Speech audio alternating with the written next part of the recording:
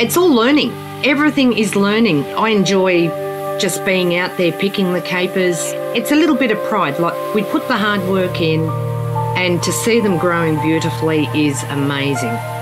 And the produce we get off them, like, everybody loves them. This is The Producers. I'm Dani Valent. Narie Preston owns the delightfully named What's Your Caper? A caper and caperberry farm in Bealiba in central Victoria. Narie and her husband Mark didn't plan to get into capers, but somehow this curious plant found them and turned their retirement into a period of dawn rising and hard toil.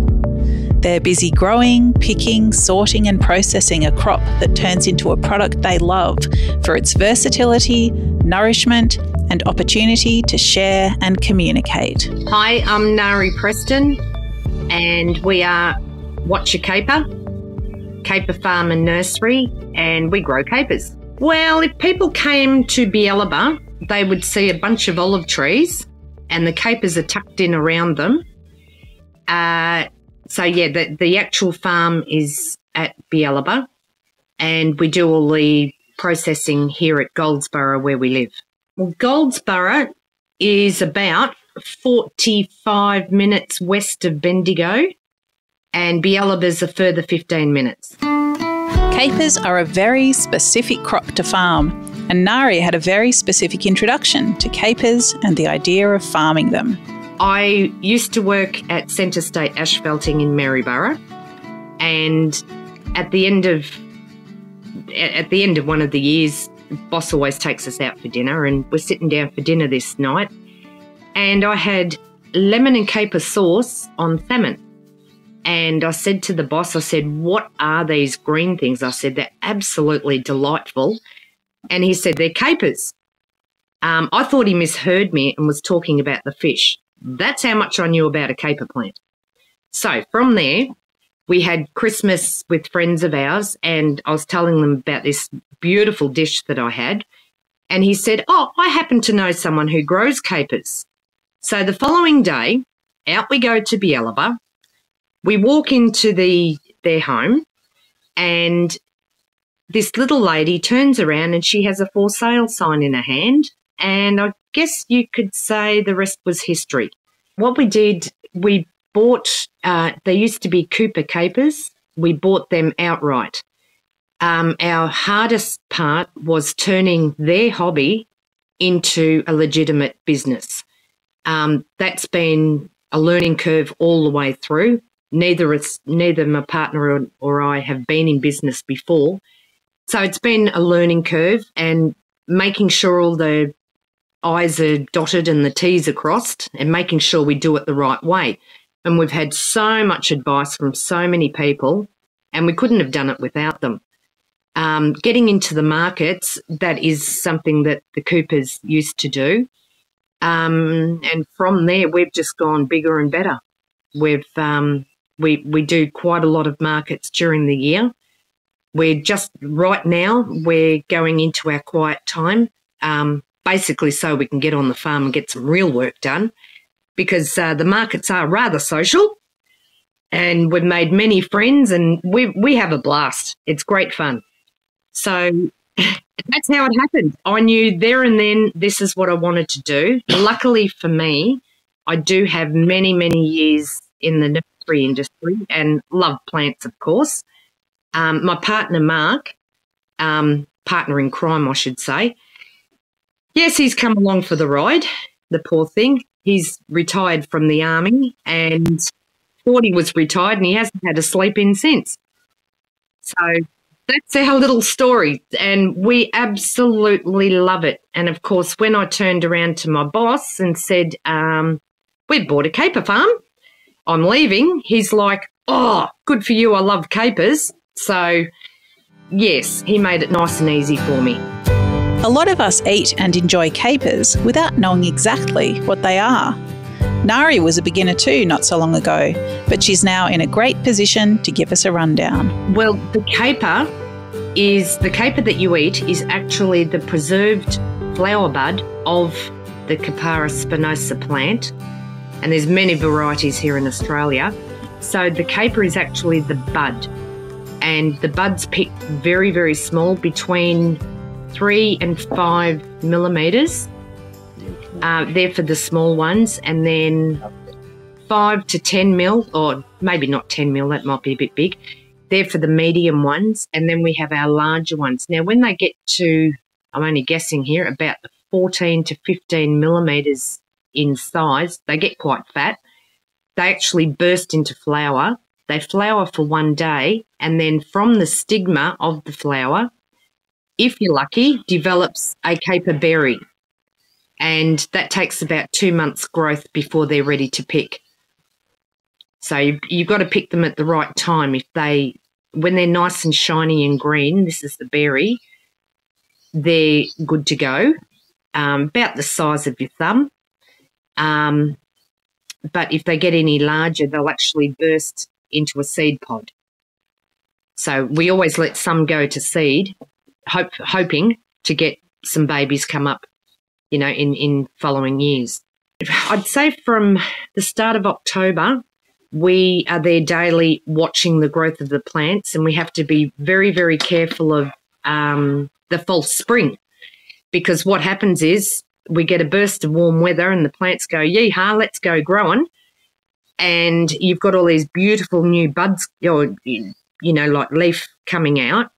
And then we get a lovely frost, and that just knocks them right back to nothing. And then we have to wait for that growth process.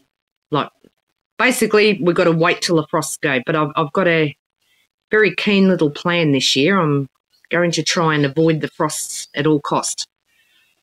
So, yeah, we'll see how we go.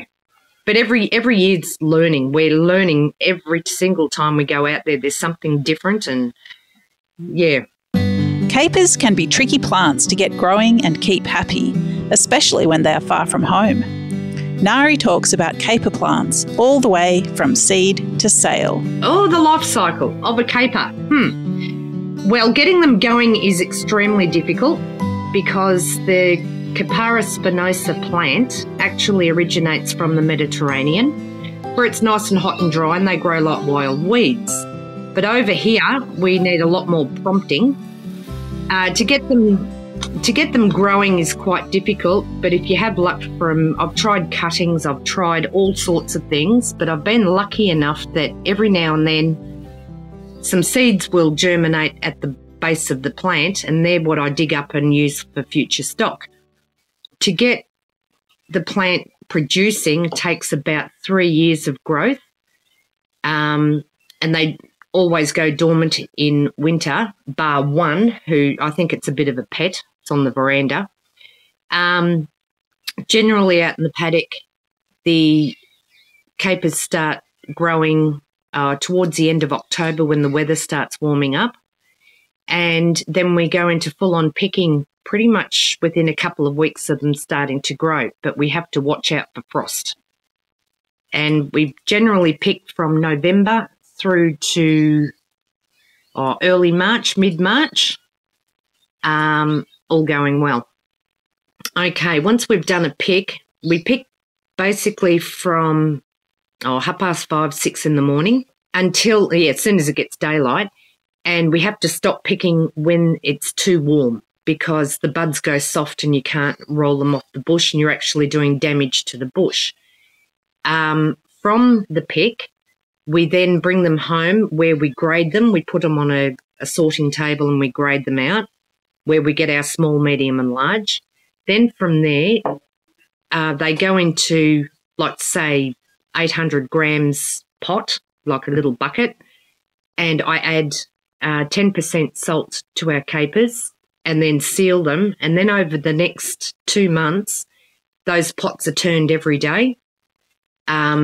What happens is the salt is just enough to stabilise the caper into releasing its mustard juices, and then over the 8-week period, it slowly absorbs all of those juices back into the caper, which makes them really juicy. At the end of the 8 weeks after they've been salted, they're ready to start packing, yes. Farming is never easy, but what actually needs to be done on a caper farm? Narie talks about some of the jobs and tasks at What's Your Caper and her approach to pacing it all out between cups of tea. Oh, real work. We have trees to remove, general maintenance, mowing, because that funny green stuff's coming up through the ground everywhere. We have our pruning to do come August, and then we're putting up some fencing before the next season, and then of course our fertilising, lots and lots of weeding. So if you're free, you can come out and help us. We've got plenty of weeding and jobs to do. But again, we can take our time and do it at our own pace, because like I work full time, and yeah, we do it at our own pace, and we just enjoy doing it. Like if we might be working away and someone might have a little bit of, oh, gee, a cup of tea might be nice. So righto, tools down, let's go and have a cup of tea. There's no pressure, no rules. We just go at our own pace and do what we want. And that's what we love best about it. As you can imagine, my partner being in the army for so long, rules and regulations coming out of his ears. So it's nice to sit back and relax and just enjoy what we're doing, because this is a lifestyle. Like, we won't be millionaires, that's for sure, but boy, we're having fun trying to get there. Narie has discovered that a lot of people are capers beginners, just like she was. What are the typical conversations she has with people, and what message is she trying to impart? I would say 70% of our market spiel would be educating people as to what capers are. Now, as soon as they taste them, they're in love with them. But educating people from where they came from, what their health benefits are, the process of picking and getting them into the packet, it's just amazing, and people are so receptive and interested. See, the caper normally is a more upmarket product in your high-end restaurants, more a luxury. We're trying to bring the caper into the everyday kitchen. And with our products, you can use them in any meal, any dish, and the flavours are just to die for. There are so many ways to use capers, and Narie and her customers are on an endless journey of discovery. She shares some of her favourite ways to use these delicate little buds. I use them, the fresh capers. I call them fresh capers. These are the ones that have just been put with the salt. We don't do any more than that. We try and keep it simple. Those so-called fresh ones, I use those in everything from pastas through to slow cooking, making the lemon caper sauce, which is amazing. And then we developed last year dried capers, which we've put into a grinder, and oh my goodness, the flavours are incredible. The dried grinder capers I use you can use them in everything from scrambled eggs of a morning, or eggs in general, through to sandwiches as a little bit of seasoning, slow cooking, roasting. Oh, roast chicken is amazing. Just everything. Roasted meat, steak. You can use it like pepper and salt, and it just gives a beautiful flavour. With so much knowledge and enthusiasm to share, Narie has a big ambition for spreading the word on capers.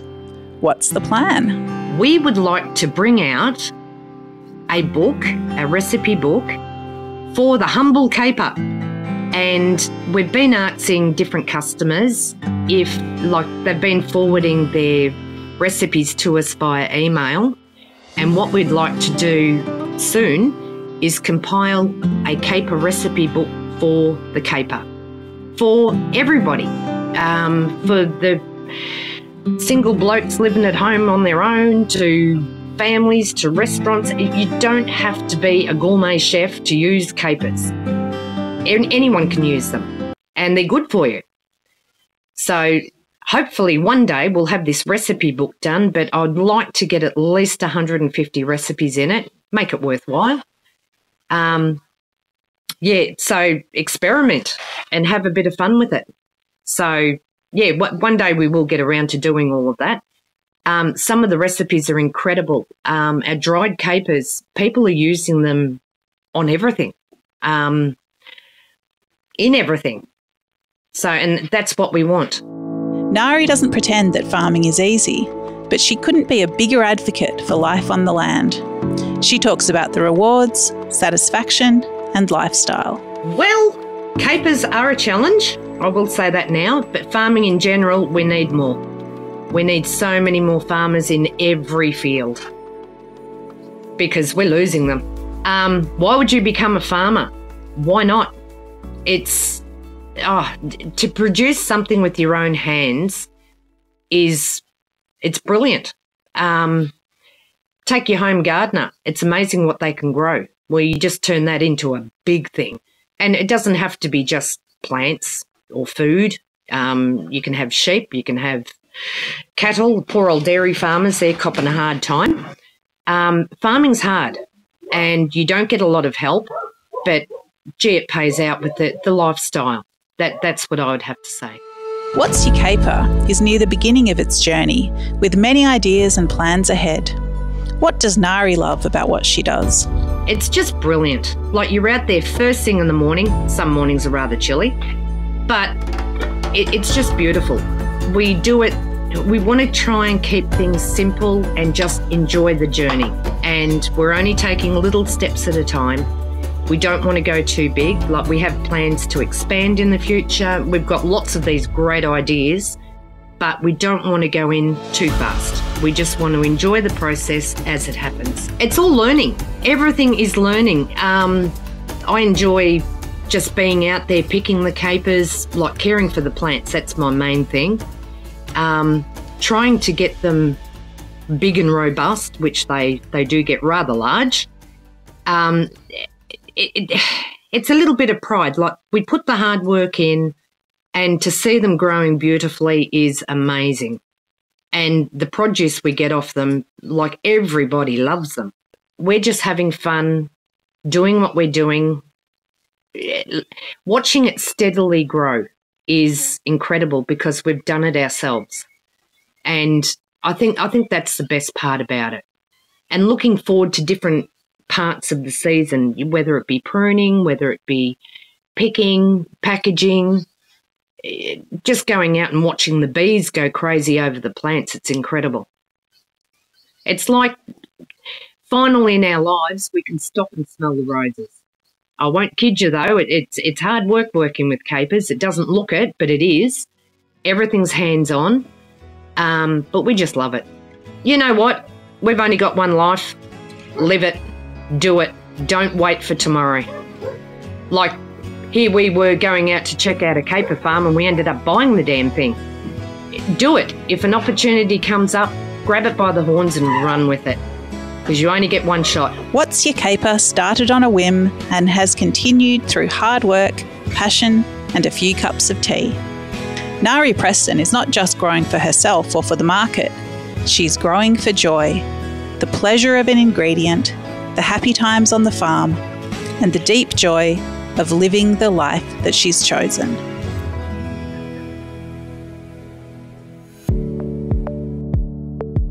This is The Producers, a Deep in the Weeds production.